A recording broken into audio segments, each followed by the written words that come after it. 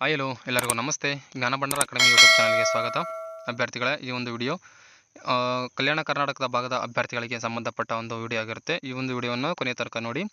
ಈ ಒಂದು ವಿಡಿಯೋಗೆ ಸಂಬಂಧಪಟ್ಟ ಪ್ರತಿಯೊಂದು ಮಾಹಿತಿಯನ್ನು ಈ ಒಂದು ವಿಡಿಯೋದಲ್ಲಿ ಸಿಗ್ತಕ್ಕಂಥದ್ದು. ಅಭ್ಯರ್ಥಿಗಳ ವಿಷಯ ಏನು ಅಂತ ಹೇಳಿದ್ರೆ, 2025-26ನೇ ಸಾಲಿಗೆ ಸಮಾಜ ಕಲ್ಯಾಣ ಇಲಾಖೆ ಮತ್ತು ಕರ್ನಾಟಕ ಪ್ರದೇಶ ಅಭಿವೃದ್ಧಿ ಮಂಡಳಿಯ ಅನುದಾನದಲ್ಲಿ ಕಲ್ಯಾಣ ಕರ್ನಾಟಕ ಭಾಗದಲ್ಲಿನ ಅಭ್ಯರ್ಥಿಗಳಿಗೆ IAS ಹಾಗೂ KS ಪರೀಕ್ಷೆಗಳ ಪೂರ್ವಭಾವಿ ತರಬೇತಿಗೆ ಆಯ್ಕೆ ಮಾಡುವ ಸಂಬಂಧ ಅರ್ಹ ಅಭ್ಯರ್ಥಿಗಳಿಂದ ಆನ್ಲೈನ್ ಮೂಲಕ ಅರ್ಜಿಯನ್ನು ಆಹ್ವಾನಿಸುವ ಬಗ್ಗೆ ಒಂದು ವಿಷಯ ಆಗಿರ್ತಕ್ಕಂಥದ್ದು. ಕೆಳಗೆ ನೋಡೋದಾದರೆ ಅಭ್ಯರ್ಥಿಗಳೇ, ಕೆಳಕಂಡ ವಿಷಯಕ್ಕೆ ಸಂಬಂಧಿಸಿದಂತೆ 2025-26ನೇ ಸಾಲಿನ ಕಲ್ಯಾಣ ಕರ್ನಾಟಕ ಪ್ರದೇಶ ಅಭಿವೃದ್ಧಿ ಮಂಡಳಿಯ ಅನುದಾನದಲ್ಲಿ ಕಲ್ಯಾಣ ಕರ್ನಾಟಕ ಭಾಗದಲ್ಲಿನ ಅಭ್ಯರ್ಥಿಗಳಿಗೆ IAS ಹಾಗೂ KS ಪರೀಕ್ಷೆಗಳ ಪೂರ್ವಭಾವಿ ತರಬೇತಿ ನೀಡಲು ಉದ್ದೇಶಿಸತಕ್ಕಂಥದ್ದು. ಅಭ್ಯರ್ಥಿಗಳೇ, IAS ಹಾಗೂ KS ಪರೀಕ್ಷೆಗಳ ಪೂರ್ವಭಾವಿ ತರಬೇತಿ ಆಯ್ಕೆಗಳನ್ನು ಆಯ್ಕೆ ಮಾಡಲು ಸಾಮಾನ್ಯ ಪ್ರವೇಶ ಪರೀಕ್ಷೆ ನಡೆಸಿ ಪ್ರವೇಶ ಪರೀಕ್ಷೆಯಲ್ಲಿ ಗಳಿಸಿದ ಅಂಕಗಳ ಆಧಾರದ ಮೇಲೆ ಮತ್ತು ಮೀಸಲಾತಿ ಅನ್ವಯ ನಿಗದಿತ ಸಂಖ್ಯೆಗೆ ಅನುಗುಣವಾಗಿ ಆಯ್ಕೆ ಮಾಡಲಾಗತಕ್ಕಂಥದ್ದು. ಅಭ್ಯರ್ಥಿಗಳೇ, ಈ ಒಂದು ತರಬೇತಿಗೆ IAS ಹಾಗೂ KS ಪರೀಕ್ಷೆಗಳ ಪೂರ್ವಭಾವಿ ತರಬೇತಿಯ ಅವಧಿ, ಶೈಕ್ಷಣಿಕ ವಿದ್ಯಾರ್ಹತೆ, ಅರ್ಜಿ ಸಲ್ಲಿಸಬೇಕಾದ ವೆಬ್ಸೈಟ್ ವಿಳಾಸ ಮತ್ತು ಅರ್ಜಿ ಸಲ್ಲಿಸಲು ಕೊನೆಯ ದಿನಾಂಕದ ವಿವರಗಳನ್ನು ಈ ಕೆಳಗಿನಂತೆ ಕೊಟ್ಟಿದ್ದಾರೆ. ಅಭ್ಯರ್ಥಿಗಳೇ, ಒಂದೊಂದಾಗಿ ನೋಡೋದಾದರೆ, ಯೋಜನೆ ಹೆಸರು ಮತ್ತು ಉದ್ದೇಶ. ಈ ಒಂದು ಯೋಜನೆಯ ಹೆಸರು ಮತ್ತು ಇದರ ಒಂದು ಉದ್ದೇಶ ಏನು ಅಂತ ಕೇಳಿದರೆ ಅಭ್ಯರ್ಥಿಗಳೇ, ಕಲ್ಯಾಣ ಕರ್ನಾಟಕ ಭಾಗದ ಜಿಲ್ಲೆಯಲ್ಲಿನ ಅಭ್ಯರ್ಥಿಗಳಿಗೆ IAS ಮತ್ತು KS ಪರೀಕ್ಷೆಗಳ ತರಬೇತಿ ನೀಡಿ ಈ ಭಾಗದ ಅಭ್ಯರ್ಥಿಗಳು ಹೆಚ್ಚಿನ ಸಂಖ್ಯೆಯಲ್ಲಿ ಆಯ್ಕೆಯಾಗಬೇಕು ಎಂಬ ಉದ್ದೇಶವಿದ್ದು, ಸದರಿ ತರಬೇತಿಯು ಕೇವಲ ಕಲ್ಯಾಣ ಕರ್ನಾಟಕದ ಜಿಲ್ಲೆಯಲ್ಲಿನ ಅಭ್ಯರ್ಥಿಗಳಿಗೆ ಅನ್ವಯವಾಗತಕ್ಕಂಥದ್ದು. ಜಿಲ್ಲೆಗಳು ಯಾವ್ಯಾವು ಅಂತ ಕೇಳಿದರೆ ಅಭ್ಯರ್ಥಿಗಳೇ, ಕಲಬುರಗಿ, ಕೊಪ್ಪಳ, ಬೀದರ್, ಯಾದಗಿರಿ, ಬಳ್ಳಾರಿ, ರಾಯಚೂರು ಹಾಗೂ ವಿಜಯನಗರ ಈ ಒಂದು ಜಿಲ್ಲೆಗಳಿಗೆ ಅನ್ವಯವಾಗತಕ್ಕಂಥದ್ದು. ನಂತರ ಕ್ಯಾಟಗರಿ ಮೀಸಲಾತಿಗೆ ಅನುಗುಣವಾಗಿ ಈ ಒಂದು ತರಬೇತಿಗೆ ಆಯ್ಕೆ ಮಾಡ್ತಕ್ಕಂಥದ್ದು ಅಭ್ಯರ್ಥಿಗಳೇ ನೋಡ್ಕೊಬೋದಾಗಿರುತ್ತೆ. ನಂತರ ಪರೀಕ್ಷಾ ಶುಲ್ಕವನ್ನು ನೋಡೋದಾದರೆ ಅಭ್ಯರ್ಥಿಗಳೇ, ಅರ್ಜಿ ಸಲ್ಲಿಸುವ ಎಲ್ಲ ಅಭ್ಯರ್ಥಿಗಳಿಗೆ ಪರೀಕ್ಷಾ ಶುಲ್ಕದಿಂದ ವಿನಾಯಿತಿನ ನೀಡಲಾಗತಕ್ಕಂಥದ್ದು. ಯಾವುದೇ ರೀತಿಯ ಅರ್ಜಿ ಶುಲ್ಕವನ್ನು ಕಟ್ಟುವಂತಿಲ್ಲ. ಈ ಒಂದು ತರಬೇತಿಗೆ ಅವಧಿ ಎಲ್ಲಿ ತನಕ ಇರತಕ್ಕಂಥದ್ದು ಅಭ್ಯರ್ಥಿಗಳೇ ಅಂತ ಕೇಳಿದ್ರೆ 10 ತಿಂಗಳ ತರಬೇತಿ ಅವಧಿಯನ್ನು ನೀಡ್ತಕ್ಕಂಥದ್ದು. ನಂತರ ವಯೋಮಿತಿಯನ್ನು ನೋಡಿದರೆ ಅಭ್ಯರ್ಥಿಗಳೇ, 21ರಿಂದ 37 ವರ್ಷದ ಒಳಗಿನ ಅಭ್ಯರ್ಥಿಗಳು ಈ ಒಂದು ತರಬೇತಿಗೆ ಅರ್ಜಿಯನ್ನು ಸಲ್ಲಿಸ್ತಕ್ಕಂಥದ್ದು. ಕೋರ್ಸಿನ ವಿವರ ಕೇಳಿದರೆ ಅಭ್ಯರ್ಥಿಗಳೇ, ಕೇಂದ್ರ ಲೋಕಸೇವಾ ಆಯೋಗ ಮತ್ತು ಕರ್ನಾಟಕ ಲೋಕಸೇವಾ ಆಯೋಗ ಕ್ರಮವಾಗಿ ಪ್ರತಿ ವರ್ಷ IAS, IFS, IPS, IRS ಮೊದಲಾದ 23 ವಿವಿಧ ಸೇವೆಗಳ ಹುದ್ದೆಗಳು ಮತ್ತು KS ಹುದ್ದೆಗಳ ನೇಮಕಾತಿಗೆ ನಡೆಸುವ ಪರೀಕ್ಷೆಗಳ ಸಿದ್ಧತೆಗೆ ತರಬೇತಿ ನೀಡಲಾಗತಕ್ಕಂಥದ್ದು. ಸದರಿ ತರಬೇತಿಗೆ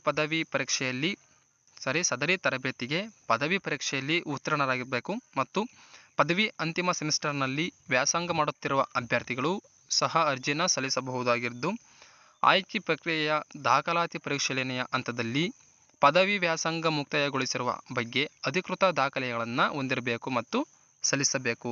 ನಂತರ ಅಭ್ಯರ್ಥಿಯು ಸಾಮಾನ್ಯ ಅರ್ಹತೆ ಅಂತ ಕೇಳಿದ್ರೆ ಕರ್ನಾಟಕ ರಾಜ್ಯದ ನಿವಾಸಿಯಾಗಿರಬೇಕು. ಅಭ್ಯರ್ಥಿಗಳೇ, ಕಡ್ಡಾಯವಾಗಿ ಕಲ್ಯಾಣ ಕರ್ನಾಟಕ ಭಾಗದ ಅಭ್ಯರ್ಥಿಯಾಗಿರಬೇಕು. 371J ಪ್ರಮಾಣ ಪತ್ರವನ್ನು ಹೊಂದಿರಬೇಕು. ನಂತರ ಅರ್ಜಿ ಸಲ್ಲಿಸುವ ಕೊನೆಯ ದಿನಾಂಕದೊಳಗೆ ನಿಗದಿತ ನಮೂನೆಯಲ್ಲಿ ಜಾತಿ ಮತ್ತು ಆದಾಯ ಪ್ರಮಾಣ ಪತ್ರವನ್ನು ಹೊಂದಿರಬೇಕು. ಅಭ್ಯರ್ಥಿಗಳೇ, ಕ್ಯಾಸ್ಟ್ ಮತ್ತು ಇನ್ಕಮ್ ಸರ್ಟಿಫಿಕೇಟನ್ನು ಹೊಂದಿರತಕ್ಕಂಥದ್ದು. ವಿಶೇಷ ಚೇತನ ಮೀಸಲಾತಿಯ ಅಡಿ ಅರ್ಜಿ ಸಲ್ಲಿಸುವ ಅಭ್ಯರ್ಥಿಗಳ ನಿಗದಿತ ಪ್ರಾಧಿಕಾರದಿಂದ ನಿಗದಿಪಡಿಸಲಾದ ಕೊನೆಯ ದಿನಾಂಕದೊಳಗೆ ವಿಶೇಷ ಚೇತನ ಪ್ರಮಾಣ ಪತ್ರವನ್ನು ಹೊಂದಿರಬೇಕು. ಅಭ್ಯರ್ಥಿಗಳ ನಂತರ ವಾರ್ಷಿಕ ಆದಾಯ ಅಂತ ನೋಡಿದರೆ ಅಭ್ಯರ್ಥಿಗಳೇ, ವಾರ್ಷಿಕ ಆದಾಯ ಎಲ್ಲ ಮೂಲಗಳಿಂದ 5 ಲಕ್ಷವನ್ನು ಮೀರಿರಬಾರದು. ಅಭ್ಯರ್ಥಿಗಳ ನಂತರ ಆಯ್ಕೆ ವಿಧಾನ, ಅಭ್ಯರ್ಥಿಗಳನ್ನು ಸಾಮಾನ್ಯ ಪ್ರವೇಶ ಪರೀಕ್ಷೆಯಲ್ಲಿ ಗಳಿಸಿದ ಅಂಕಗಳ ಆಧಾರದ ಮೇಲೆ ಆಯ್ಕೆಯನ್ನು ಮಾಡ್ತಕ್ಕಂಥದ್ದು. ಅಭ್ಯರ್ಥಿಗಳ ಪ್ರವೇಶ ಪರೀಕ್ಷೆಯನ್ನು ಜಿಲ್ಲೆಯ ಶಿಕ್ಷಣ ಮತ್ತು ತರಬೇತಿ ಸಂಸ್ಥೆ ವತಿಯಿಂದ ನಡೆಸಲಾಗುತ್ತದೆ. ನಂತರ ಸೌಲಭ್ಯಗಳು ಅಭ್ಯರ್ಥಿಗಳೇ, ಆಯ್ಕೆಯಾದ ಅಭ್ಯರ್ಥಿಗಳಿಗೆ ಉತ್ತಮವಾದ ತರಬೇತಿ ಸಂಸ್ಥೆಯಿಂದ ಪರೀಕ್ಷಾ ಪೂರ್ವ ತರಬೇತಿ ಕೇಂದ್ರ ಕಲಬುರಗಿಯಲ್ಲಿ ಉಚಿತವಾಗಿ ತರಬೇತಿ ನೀಡತಕ್ಕಂಥದ್ದು. ತರಬೇತಿಯ ಅವಧಿಯಲ್ಲಿ ಯಾವುದೇ ರೀತಿಯ ಶಿಷ್ಯ ವೇತನ ಅಥವಾ ವಸತಿ ಸೌಲಭ್ಯವನ್ನು ನೀಡುವುದಿಲ್ಲ ಅಭ್ಯರ್ಥಿಗಳೇ. ಸ್ಕಾಲರ್ಶಿಪ್ ಮತ್ತು ವಸತಿ ಸೌಲಭ್ಯವನ್ನು ನೀಡ್ತಕ್ಕಂಥದ್ದು ಇಲ್ಲ. ನೀವು ಓನಾಗಿ ಒಂದು PGಯನ್ನು ಅಥವಾ ಹಾಸ್ಟೆಲಲ್ಲಿ ಉಳ್ಕೊಬೇಕಾಗ್ತಕ್ಕಂಥದ್ದು. ನಂತರ ತರಬೇತಿ ಪ್ರವೇಶ ಪರೀಕ್ಷೆಗೆ ಅಭ್ಯರ್ಥಿಗಳ ಆಯ್ಕೆ ಸಂಖ್ಯೆ ಅಂತ ಕೇಳಿದ್ರೆ ಅಭ್ಯರ್ಥಿಗಳೇ, ಒಂದು IAS ತರಬೇತಿಗೆ 100 ಅಭ್ಯರ್ಥಿಗಳು ಹಾಗೂ KS ತರಬೇತಿಗೆ 400 ಅಭ್ಯರ್ಥಿಗಳನ್ನು ಆಯ್ಕೆ ಮಾಡ್ತಕ್ಕಂಥದ್ದು ಅಭ್ಯರ್ಥಿಗಳೇ.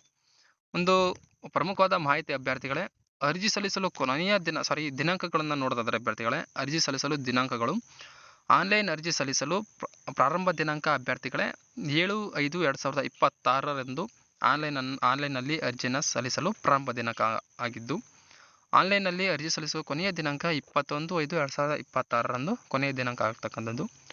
ಆನ್ಲೈನ್ ಮೂಲಕ ಪ್ರವೇಶ ಪತ್ರ ಡೌನ್ಲೋಡ್ ಮಾಡಿಕೊಳ್ಳೋಕೆ ಇರ್ತಕ್ಕಂಥ ದಿನಾಂಕ 28/5/2026 ಪ್ರವೇಶ ಪತ್ರಕ್ಕೆ ಡೌನ್ಲೋಡನ್ನು ಮಾಡ್ಕೊಬೋದಾಗಿರುತ್ತೆ ಅಭ್ಯರ್ಥಿಗಳೇ. ಪ್ರವೇಶ ಪರೀಕ್ಷೆಯ ದಿನಾಂಕನ ನೋಡೋದಾದರೆ 31/5/2026 ಒಂದು ತರಬೇತಿಗೆ ಪರೀಕ್ಷೆಯನ್ನು 31/5/2026 ನಡೆಸ್ತಕ್ಕಂಥದ್ದು ಅಭ್ಯರ್ಥಿಗಳೇ. ಹಾಗೆ ಅಭ್ಯರ್ಥಿಗಳೇ, ಗಮನದಲ್ಲಿಡಬೇಕಾದ ಅಂಶಗಳು ಅಂತ ಕೇಳಿದ್ರೆ, ಒಂದು NIC ವೆಬ್ಸೈಟ್ನಲ್ಲಿ ಕಾಲಕಾಲಕ್ಕೆ ನೀಡಲಾಗುವ ಮಾಹಿತಿಯು ಅಧಿಕೃತ ಹಾಗೂ ಅಂತಿಮವಾಗಿರ್ತಕ್ಕಂಥದ್ದು. ಎರಡನೆಯದಾಗಿ UPSC, KPSC, IAS ಅಥವಾ KS ಸ್ಪರ್ಧಾತ್ಮಕ ಪರೀಕ್ಷೆಗೆ ಇಲಾಖೆಯಿಂದ ಈಗಾಗಲೇ ತರಬೇತಿ ಪಡೆದ ಅಭ್ಯರ್ಥಿಗಳು ಪುನಃ ಅರ್ಜಿ ಸಲ್ಲಿಸಲು ಅರ್ಹರಿರುವುದಿಲ್ಲ. SSC, RRB, ಬ್ಯಾಂಕಿಂಗ್ ಅಥವಾ ಗ್ರೂಪ್ C ಸ್ಪರ್ಧಾತ್ಮಕ ಪರೀಕ್ಷೆಗೆ ಇಲಾಖೆಯಿಂದ ತರಬೇತಿ ಪಡೆದ ಅಭ್ಯರ್ಥಿಗಳು ತರಬೇತಿಗೆ ಅರ್ಜಿ ಸಲ್ಲಿಸಲು ಅರ್ಹರಾಗಿರುತ್ತಾರೆ. ಮೂರನೇದಾಗಿ ಪರೀಕ್ಷಾ ಕೇಂದ್ರ ಅಂತ ಕೇಳಿದ್ರೆ ಕಲಬುರಗಿಯಲ್ಲಿ ಒಂದು ಸಾಮಾನ್ಯ ಪರೀಕ್ಷೆಯನ್ನು ನಡೆಸ್ತಕ್ಕಂಥದ್ದು. ನಾಲ್ಕನೇದಾಗಿ ಇಲಾಖೆಯ ವತಿಯಿಂದ ಯಾವುದೇ IAS ಅಥವಾ KS ಪತ್ರ ವ್ಯವಹಾರವನ್ನು ನಡೆಸುವುದಿಲ್ಲ. NIC ವೆಬ್ಸೈಟನ್ನು ಕಾಲಕಾಲಕ್ಕೆ ವೀಕ್ಷಿಸತಕ್ಕದ್ದು ಹಾಗೂ NIC ವೆಬ್ಸೈಟ್ನಲ್ಲಿ ಸೂಚನೆಯನುಸಾರವಾಗಿ ಪ್ರವೇಶ ಪರೀಕ್ಷೆ ಅರ್ಜಿ ಸಲ್ಲಿಸಲು ಪ್ರವೇಶ ಪರೀಕ್ಷಾ ಪತ್ರವನ್ನು ಡೌನ್ಲೋಡ್ ಮಾಡಿಕೊಂಡು ಸಾಮಾನ್ಯ ಪ್ರವೇಶ ಪರೀಕ್ಷೆಗೆ ಹಾಜರಾಗುವತಕ್ಕಂಥದ್ದು ಹಾಗೂ ಫಲಿತಾಂಶವನ್ನು ಸದರಿ ವೆಬ್ಸೈಟ್ನಲ್ಲಿ ವೀಕ್ಷಿಸಬಹುದಾಗಿರತಕ್ಕಂಥದ್ದು ಅಭ್ಯರ್ಥಿಗಳೇ. ತಪ್ಪು ಮಾಹಿತಿಯು ಕಾರಣದಿಂದ ಉಂಟಾಗಬಹುದಾದ ಲೋಪಗಳಿಗೆ ಸಂಬಂಧಪಟ್ಟ ಅಭ್ಯರ್ಥಿಗಳೇ ಜವಾಬ್ದಾರಿರ್ತಕ್ಕಂಥದ್ದು. ಜಿಲ್ಲಾ ಶಿಕ್ಷಣ ಮತ್ತು ತರಬೇತಿ ಸಂಸ್ಥೆ ವತಿಯಿಂದ ನಿಗದಿಪಡಿಸಿದ ದಿನಾಂಕದಂದು ಕೌನ್ಸೆಲಿಂಗ್ ಮೂಲ ದಾಖಲೆಗಳ ಪರಿಶೀಲನೆಗೆ ಹಾಜರಾಗದಿದ್ದಲ್ಲಿ ಅಂತಹ ಅಭ್ಯರ್ಥಿಗಳನ್ನು ಆಯ್ಕೆಗೆ ಪರಿಗಣಿಸುವುದಿಲ್ಲ. ಇಂತಹ ನಿರ್ಲಕ್ಷ್ಯಕ್ಕೆ ಅಭ್ಯರ್ಥಿಗಳೇ ನೇರ ಹೊಣೆಯಾಗಿರ್ತಕ್ಕಂಥದ್ದು. ಏಳನೆಯದಾಗಿ, ಕಡ್ಡಾಯವಾಗಿ ಪದವಿ ಪೂರ್ಣಗೊಳಿಸಿರುವ ಅಭ್ಯರ್ಥಿಗಳನ್ನು ಮಾತ್ರ ತರಬೇತಿಗೆ ಆಯ್ಕೆ ಮಾಡಲಾಗ್ತಕ್ಕಂಥದ್ದು.